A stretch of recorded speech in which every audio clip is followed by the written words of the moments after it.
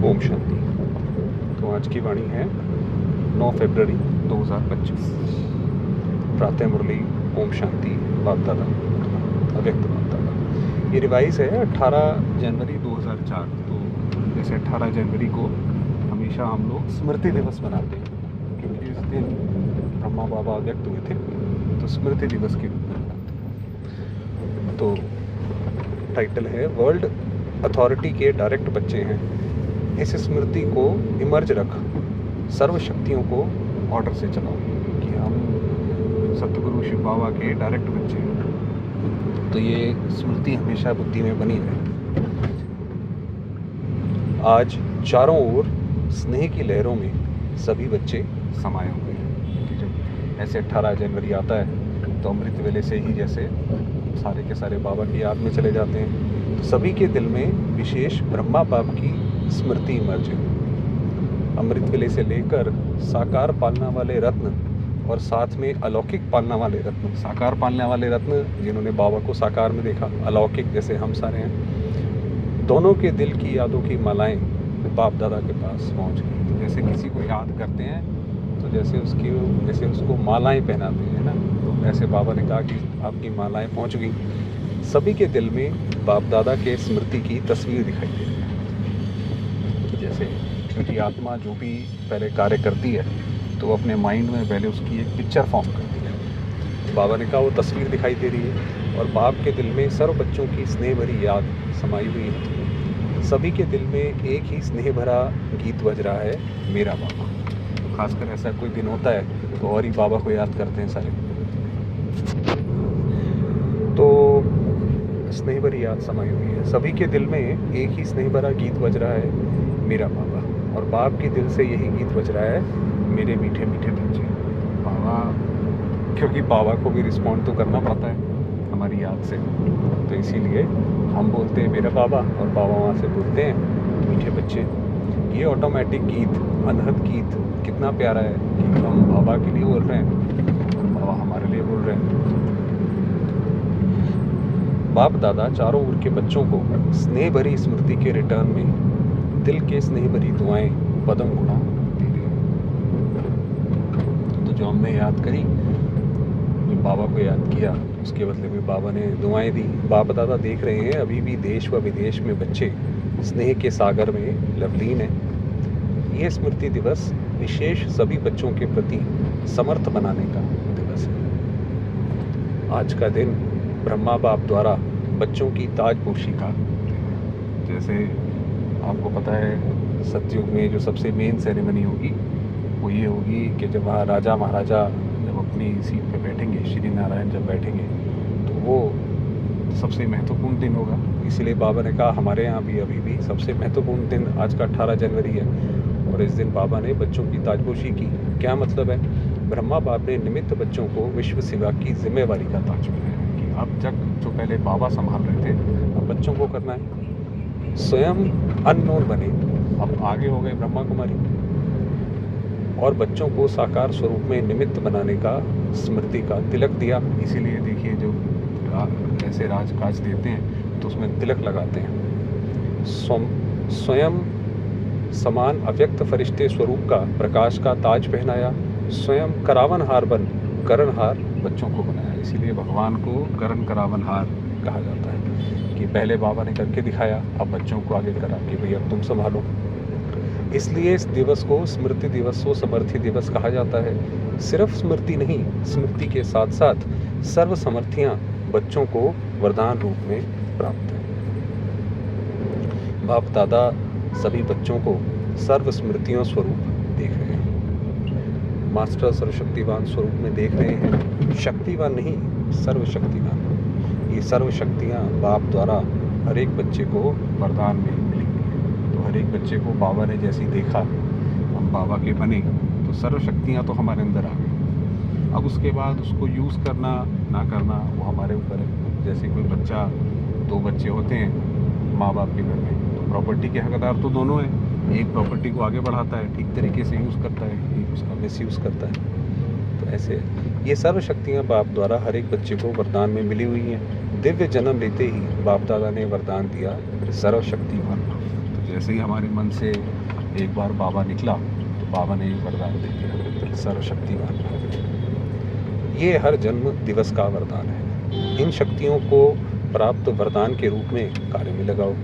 शक्तियाँ तो हर एक बच्चे को मिली हैं, लेकिन कार्य में लगाने में नंबरवार हो जाते हैं। वही बात करें, कार्य में जब लगाने की बात आती है, एक्चुअल में करने की बात आती है, तो उसमें नंबरवार हो जाते हैं। हर शक्ति के वरदान को समय प्रमाण ऑर्डर कर सकते हो। अगर वरदाता के वरदान के स्मृति स्वरूपन समय अनुसार किसी भी शक्ति को ऑर्डर करेंगे तो हर शक्ति हाजिर होगी। कि जब हमें पता हो कि हम किसकी संतान हैं और उस पूरे उसमें टिक कर अगर हम उसको ऑर्डर करेंगे, जैसे पहले हम लोग महाभारत वगैरह में देखा करते थे कि वरदान जब मिलता था तो वो कहते थे भाई आप जो है ऐसे करके बोलोगे तो वो प्रकट हो जाएंगे। उसी तरीके से हमारे साथ है कि हम ये जान के कि हम कौन हैं, स्मृति को रख के फिर ऑर्डर करोगे तो वो आएगी सामने शक्ति। भी कोई ऐसी बात होती है आप ऑर्डर करो कि भी साधना करने की शक्ति हाजिर हो या फिर शांति की शक्ति हाजिर हो, तो आपके पूरे से शरीर में एक शांति का जैसे एक लाइट जग जाएगी। अगर वरदान की प्राप्ति के मालिक बन के स्मृति स्वरूप में हो, आप ऑर्डर करो और शक्ति समय पर कार्य में नहीं आए, हो नहीं सकता। लेकिन मालिक मास्टर शक्तिवान के स्मृति की सीट पर सेट हो। बिना सीट पर सेट के कोई ऑर्डर नहीं माना जाता। मान लीजिए हम ऑर्डर तो कर रहे हैं, मन हमारा अंदर से घबरा रहा है उसको लेकर, किसी चीज़ को लेकर, तो यानी कि सीट पर सेट नहीं है। तो फिर बाबा ने कहा फिर कैसे होगा। जब बच्चे कहते हैं बाबा हम आपको याद करते, तो आप हाजिर हो जाते हो, हाजिर हो जाता है। बाबा ने भी ऊपर बोला कि बाबा भी दे रहे हैं, वैसे भी बाबा को हम याद करते हैं तो बाबा से रिटर्न आता है। तो शक्ति क्यों नहीं हाजिर होगी? सिर्फ विधि पूर्वक मालिक मन की अथॉरिटी से ऑर्डर करो, इसलिए उसके अंदर पूरी अथॉरिटी से उसको ऑर्डर करो। ये सर्व शक्तियाँ संगम युग की विशेष परमात्मा प्रॉपर्टी है। प्रॉपर्टी किसके लिए होती है? बच्चों के लिए प्रॉपर्टी होती है। बाबा ने कितनी बड़ी बात बताई, क्योंकि बाबा तो अभुक्त है।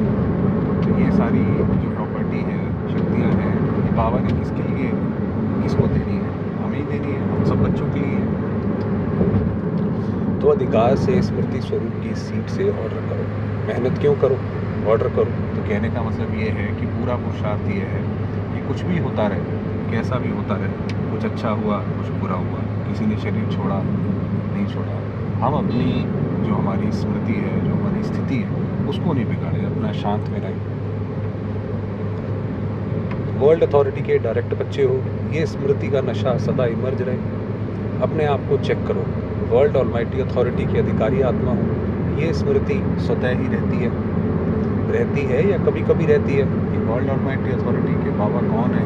सोचिए, पूरे ब्रह्मांड का मालिक, उसकी हम संतान हैं। आजकल के समय में तो अधिकार लेने के ही झगड़े हैं, और आप सबको परमात्मा अधिकार, परमात्मा अथॉरिटी जन्म से ही प्राप्त है। कि हम तो अगर बाबा को बुलाएं, सच्चा बनो हमारे, तो बाबा आएंगे, तो हमें तो वो अधिकार प्राप्त है। तो अपने अधिकार की समर्थी में रहो, स्वयं ही समर्थ रहो और सर्व आत्माओं को भी समर्थी दिलाओ। सर्व आत्माएं इस समय समर्थी अर्थात शक्तियों की भिखारी है। समर्थी का अर्थ होता है कि किसी चीज़ को कर पाने की क्षमता। आप देखिए कितनी सारी आत्माओं से जब हम मिलते हैं तो वो हमें बताते हैं कि हम करना तो चाहते तो हैं, पूजा पाठ में मन लगाएं या ऐसा करें, मगर शक्ति नहीं है अंदर से। तो जैसे कि वो समर्थी नहीं है, तो बाबा ने कहा आपको वो समर्थी देनी है। आपके जड़ चित्रों के आगे मांगते रहते हैं, तो बाप कहते हैं हे समर्थ आत्माएं, सर्व आत्माओं को शक्ति दो, समर्थी दो। इसके लिए सिर्फ एक बात का अटेंशन हर बच्चे को रखना आवश्यक है, जो बाप दादा ने इशारा भी दिया। बाप दादा ने रिजल्ट में देखा कि मेजॉरिटी बच्चों का संकल्प और समय व्यर्थ जाता है। तो अगर हमें दूसरों को समर्थी देनी है तो हमें हमारा समय जो है व्यर्थ ना जाए। ऐसे ये देख लिया, वो सब ना हो। जैसे बिजली का कनेक्शन अगर थोड़ा भी लूज़ हो व लीक हो जाए तो लाइट ठीक नहीं आ सकती है। तो ये व्यर्थ की लीकेज समर्थ स्थिति को सदा काल की स्मृति बनाने में देती है। तो वो सदा काल ही रहेगी। योग करेंगे, थोड़ी देर रहेगी, फिर चली जाती है। इसलिए वेस्ट को बेस्ट में चेंज करो। बचत की स्कीम बनाओ माना कम शब्द बोलो, कम विचार करो और काम ज़्यादा हो। ये है बचत। परसेंटेज निकालो, सारे दिन में वेस्ट कितना हुआ, बेस्ट कितना हुआ। अगर मानो 40% वेस्ट है 20% वेस्ट है तो उसको बचाओ। ऐसे नहीं समझो थोड़ा सा ही तो वेस्ट जाता है, बाकी तो सारा दिन ठीक रहता है। लेकिन ये वेस्ट की आदत बहुत समय की आदत होने के कारण लास्ट घड़ी में धोखा दे सकती है। चलो भाई थोड़ा सा रिलैक्स करने के लिए तो करते हैं भाई, थोड़ा इधर देख लिया उधर देख लिया, तो बाबा ने कहा अंत में ये धोखा दे जाएगा, नंबर वार बना देगी, नंबर 1 नहीं बनने देगी। जैसे ब्रह्मा बाप ने आदि में अपनी चेकिंग के कारण रोज़ रात को दरबार लगाई। किसकी दरबार? बच्चों की नहीं, अपनी ही कर्मेंद्रियों की दरबार लगाई। बता रहे कि ब्रह्मा बाबा ने कैसे वो अपनाया, ऑर्डर चलाया, हे मन मुख्यमंत्री ये तुम्हारी चलन अच्छी नहीं है, ऑर्डर में चलो। हे संस्कार ऑर्डर में चलो। क्यों नीचे ऊपर हुआ, कारण बताओ, निवारण करो। हर रोज़ ऑफिशियल दरबार लगाई, ऐसे रोज़ अपनी स्वराज्य दरबार लगाओ। कई बच्चे बाप दादा से मीठी मीठी रूरियान करते हैं, पर्सनल रूरियान करते हैं। बताएं, पर्सनल रूरियान का अर्थ होता है कि जब हम बाबा को योग लगाते हैं और बैठते हैं तो उसमें जो हम बाबा से बात करते हैं वो है पर्सनल रूरियान, कि भाई बाबा को अपने मन की बात अब बताते हैं। इसलिए बाबा कह रहे बताएं, कहते हैं हमको अपने भविष्य का चित्र बनाओ। उस समय ये संकल्प होगा अधिकतर भाइयों बहनों के बीच में कि भाई हमें अपना भविष्य पता पड़े, हम क्या बनेंगे। जैसे आदि रत्नों को याद होगा कि जगदम्बा माँ से सभी बच्चे अपना चित्र मांगते थे, मम्मा आप हमको चित्र दो। हम कैसे कि भाई आज तक हमारे अंदर कितना ज्ञान बैठा है, क्या बनेंगे भविष्य में जाकर। तो बाप दादा से भी रू रिहान करते अपना चित्र मांगते हैं। आप सबकी भी दिल तो होती होगी कि हमको भी चित्र मिल जाए तो अच्छा है। भाई सबको रहता है भाई अगर हमें पता पड़ जाए कि हम भविष्य में क्या बनेंगे तो ये तो बहुत बढ़िया बात है। अगर पुरुषार्थ कर रहे होंगे तो अच्छी बात है, नहीं कर रहे होंगे तो और ही परेशान हो जाएंगे। तो लेकिन बाप दादा कहते हैं, बाप दादा ने हर एक बच्चे को एक विचित्र दर्पण दिया है। वह दर्पण कौन सा है? वर्तमान समय आप स्वराज्य अधिकारी हो ना, स्वराज्य अधिकारी हो वो तो हाथ उठाओ। स्वराज्य अधिकारी माना अपने मन को, सारी कर्मेंद्रियों को अपने हिसाब से चलाना, मालिक बन के चलाना। तो स्वराज्य अधिकारी हो, अच्छा कोई नहीं उठा रहे थोड़ा है क्या? अच्छा सभी स्वराज्य अधिकारी हो, मुबारक हो। तो स्वराज्य अधिकारी का चार्ट आपके लिए भविष्य पद की शक्ल दिखाने का दर्पण है भाई। जैसे अभी जितना स्वराज्य अधिकारी है उसी हिसाब से भविष्य में भी आपका रहेगा। ये दर्पण सबको मिला हुआ है ना, क्लियर है ना, कोई ऐसे काले दाग तो नहीं लगे हुए हैं ना। काले दाग बाबा ने पीछे बताया था कि काम विकार को बाबा काला दाग कहते हैं। तो बाबा ने कहा ऐसा कोई काला दाग तो नहीं लगा हुआ है कि भाई आपके दर्पण में जगह जगह उसमें लगे।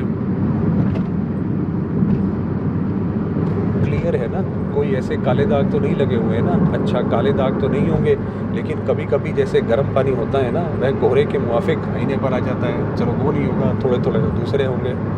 जैसे फॉगी होती है ना आईने पर, ऐसा तो हो जाता है जो आईना क्लियर नहीं दिखाता है। नहाने के समय तो सबको अनुभव होगा।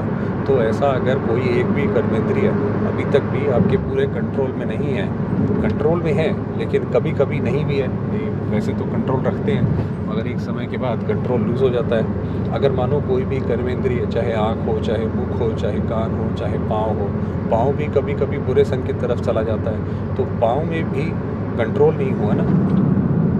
संगठन में बैठ जाएंगे, रामायण और भागवत की उल्टी कथाएं सुनेंगे, उल्टी नहीं माना इसने ये करा उसने वो करा, यही बातें चलती रहती हैं।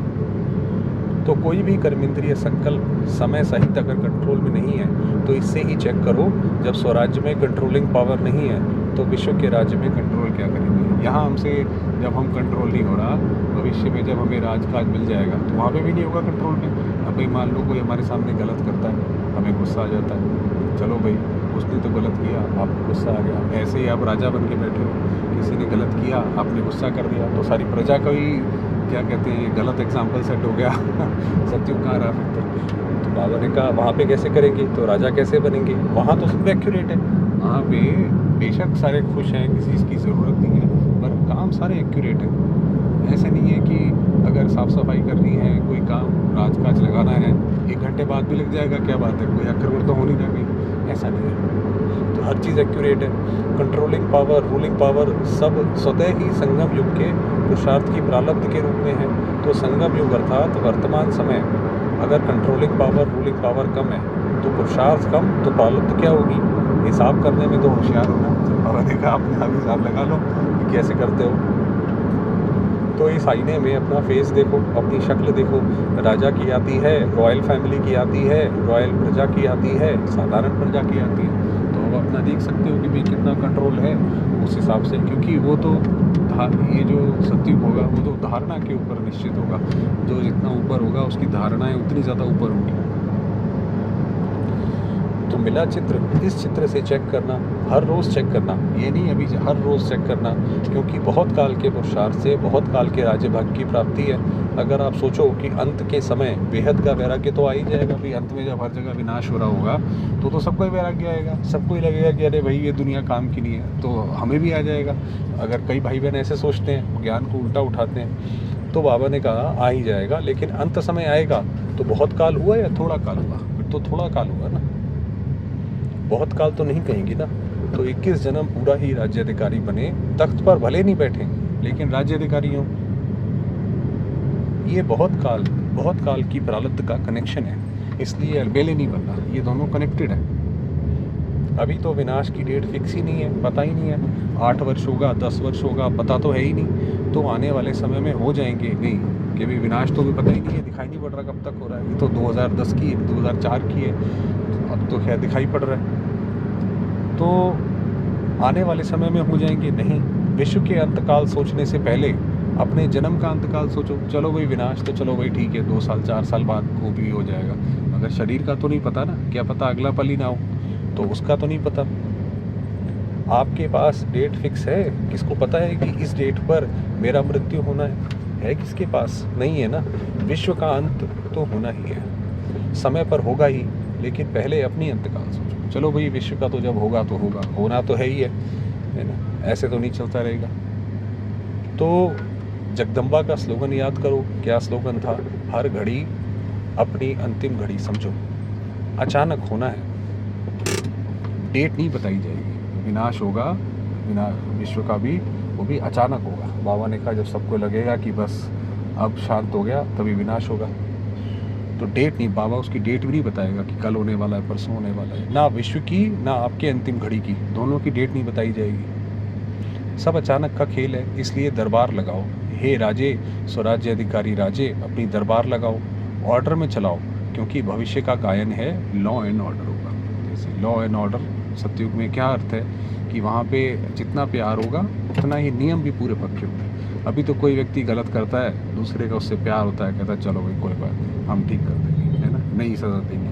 मगर वहाँ ये नहीं है, लॉ भी है, लव भी है, ऑर्डर भी है, तीनों चीज़ें हैं। तो उसका बैलेंस होगा, नेचुरल होगा। राजा कोई लॉ पास नहीं करेगा कि ये लॉ है। जैसे यहाँ पर तो लॉ पास होते हैं, भाई आज से ये वाला नियम है, आज से सवेरे, आज से लॉकडाउन है, आज से सिर्फ इवन गाड़ियाँ निकलेंगी। तो वहाँ पे ऐसे कोई राजा कोई बैठेगा तो लॉ नहीं पास करेगा। जैसे आजकल लॉ बनाते रहते हैं, आजकल तो पुलिस वाला भी लॉ उठा लेता है, लेकिन वहाँ नेचुरल लव और लॉ का बैलेंस होगा। तो भी ऑलमाइटी अथॉरिटी की सीट पर सेट रहो। तो ये कर्मेंद्रियाँ, शक्तियाँ, गुण आपके आगे जी हजूर करेंगी, धोखा नहीं देंगे। जी हाजिर। तो अभी क्या करेंगे? दूसरे स्मृति दिवस पर कौन सा समारोह मनाएंगे? हर 1 जून तो समारोह मनाते हैं ना, सम्मान समारोह भी बहुत मना लिए। अब सदा हर संकल्प और समय की सफलता की सेरेमनी मनाओ। ये समारोह मनाओ, सफलता कि हम कब अब पूरी तरह से सफल हो जाएंगे, उसका समारोह मनाओ। वेस्ट खत्म, क्योंकि आपके सफलता मूर्त बनने से आत्माओं को तृप्ति की सफलता प्राप्त हो। तो जब हम सफल हो जाएंगे, हम पूरी अपनी अवस्था को प्राप्त करेंगे, तो दूसरी आत्माएं हमारी अवस्था को देखकर तृप्त हो जाएंगी कि हम वो भी जैसे शांत हो जाएंगे। निराशा से चारों ओर शुभ आशाओं के दीपक जगेंगे। कोई भी सफलता होती है तो दीपक तो जगाते हैं ना। अब विश्व की आशाओं के दीप जगाओ, कि विश्व में क्या है, हर जगह जैसे निराशा है, हर एक व्यक्ति किसी न किसी चीज़ से परेशान है। तो वो निराशा से कैसे मुक्ति होगी? तो बाबा ने कहा आपको वो आशा के दीपक बन के सामने आना है। हर एक आत्मा के अंदर कोई ना कोई निराशा है ही, निराशाओं के कारण परेशान है, टेंशन में है। तो जैसे अंदर से होप टूटती जाती है। तो हे अविनाशी दीपकों, अब आशाओं के दीपकों की दिवाली मनाओ। पहले स्व फिर सर्व। सुना? कि पहले खुद वैसे बनना है, फिर दूसरों को बना पाएंगे। बाकी बाप दादा बच्चों के स्नेह को देख खुश हैं। स्नेह की सब्जेक्ट में परसेंटेज अच्छी है। आप इतनी मेहनत करके यहाँ क्यों पहुँचे हो? आपको कौन लाया? ट्रेन लाई, प्लेन लाया या स्नेह लाया? बाबा ने कहा यहाँ कैसे पहुँचे हो? स्नेह के प्लेन से पहुँच गए हो तो स्नेह में तो पास हो। अभी ऑलमाइटी अथॉरिटी में मास्टर है, इसमें पास होना तो ये प्रकृति, ये माया, ये संस्कार सब आपके दासी बन जाएंगे, हर घड़ी इंतज़ार करेंगे। मालिक क्या ऑर्डर है? ब्रह्मा बाप ने भी मालिक वन अंदर ही अंदर ऐसा सूक्ष्म पुरुषार्थ किया जो आपको पता पड़ा संपन्न कैसे बन गया। तो बाबा ने, आप सोचो कितना पुरुषार्थ किया अंदर ही अंदर। पंछी उड़ गया, पिंजरा खुल गया कि भाई आखिर में जब बाबा ने शरीर छोड़ना था तो बिल्कुल आराम से उड़ गए। ये नहीं बड़े दुख से परेशान होकर शरीर छोड़ रहे हैं, ऐसा नहीं था। अभी ब्रह्मा बाप भी बहुत सिक व प्रेम से बच्चों को जल्दी आओ, जल्दी आओ, अभी आओ, अभी आओ, ये आह्वान कर रहे हैं। आप सोचिए बाबा कैसे आह्वान करते हैं कि भाई अपने बच्चों को देख के बुला रहे हैं कि चलो भाई आ जाओ, हो गया ये सारा काम। तो पंख तो मिल गए हैं ना, बस अभी एक सेकंड में अपने दिल में ये ड्रिल करो, अभी अभी करो, सब संकल्प समाप्त करो, यही ड्रिल करो। ओ बाबा, मीठे बाबा, प्यारे बाबा, हम आपके समान अव्यक्त रूपधारी बने कि बने। ऐसी ड्रिल करो। बाप दादा ने ड्रिल कराई। अच्छा, चारों ओर के स्नेही सो समर्थ बच्चों को, चारों ओर के स्वराज्य अधिकारी सो विश्व राज्य अधिकारी बच्चों को, चारों ओर के मास्टर ऑलमाइटी अथॉरिटी के सीट पर सेट रहने वाले तीव्र पुरुषार्थी बच्चों को, सदा मालिक वन प्रकृति को, संस्कार को, शक्तियों को, गुणों को ऑर्डर करने वाले विश्व राज्य अधिकारी बच्चों को, बाप समान संपूर्णता को, संपन्नता को समीप लाने वाले देश विदेश के हर स्थान के कोने कोने के बच्चों को समर्थ दिवस का बाप दादा का याद प्यार और नमस्ते। हम रूहानी बच्चों के रूहानी बाप दादा को याद प्यार और नमस्ते। अभी अभी बाप दादा को विशेष कौन याद आ रहा है? जनक जी। खास संदेश भेजा था कि मैं सभा में हाजिर अवश्य होंगी, तो चाहे लंदन, चाहे अमेरिका, चाहे ऑस्ट्रेलिया, चाहे अफ्रीका, चाहे एशिया, और सर्व भारत के हर देश के बच्चों को एक एक को नाम और विशेषता सहित याद प्यार। आपको तो सम्मुख याद प्यार मिल रहा है ना? अच्छा, तो बाबा ने कहा आपको तो मिल गया, बाकी सबको बाबा ने दे दिया। आज मधुबन वालों को भी याद किया। ये आगे आगे बैठते हैं ना, हाथ उठाओ मधुबन वाले, मधुबन की सभी बुझाएं। मधुबन वालों को विशेष त्याग का भाग्य सूक्ष्म में तो प्राप्त होता है, क्योंकि रहते पांडव भवन में, मधुबन में, शांतिवन में, क्योंकि जब वहाँ पे रह रहे हैं, उनकी सेवाएं ले रहे हैं, तो उनको तो उसकी दुआएं मिलती हैं। लेकिन मिलने वालों को चांस मिलता है, मधुबन साक्षी होकर के देखता है, क्योंकि जो मिलने वाले आते हैं वो आगे बैठ जाते हैं, बाबा कहते हैं कि वो देखते हैं। तो लेकिन दिल पर सदा मधुबन वाले याद है। अब मधुबन से वेस्ट का नाम निशान समाप्त हो, सेवा में, स्थिति में, सब में महान। ठीक है ना, मधुबन वालों को भूलते नहीं हैं, लेकिन मधुबन को त्याग का चांस देते हैं। देखिए, ये भी अगर हम बाबा के प्रति कोई कार्य करते हैं तो बाबा वो जैसे चांस देता है कि हम वो काम करें। फिर बाबा के पास तो ऐसी कोई चीज़ है ही नहीं है जो नहीं पहुंचती हो या उसका हिसाब ना हो। तो इसलिए बिल्कुल इस संकल्प के साथ त्याग करें। अच्छा, वरदान दिया, मस्तक द्वारा संतुष्टता के चमक की झलक दिखाने वाले साक्षात्कार मूर्त भव जो सदा संतुष्ट रहते हैं, उनके मस्तक से संतुष्टता की झलक सदा चमकती रहती है। उन्हें कोई भी उदास आत्मा यदि देख लेती है तो वह भी खुश हो जाती है, उनकी उदासी मिट जाती है। संतुष्ट आत्मा वो है भाई जिसने अपना काम किया, जो उसको सही समझ आया, श्रीमत के हिसाब से सुत लगा, और उसके बाद जो ड्रामा में हुआ सब कल्याणकारी है, उसके ऊपर कोई सवाल जवाब नहीं, सब अच्छा है। तो वो तो जिनके पास संतुष्टता की खुशी का खजाना है, उनके पीछे स्वतः ही सब आकर्षित होते हैं। ऐसी कोई आत्मा होगी तो उसके पीछे बाकी भी आकर्षित होंगे। भाई ये कैसे हमेशा खुश रहते हैं? उनका खुशी का चेहरा चैतन्य बोर्ड बन जाता है, जो अनेक आत्माओं को बनाने वाले का परिचय देता है।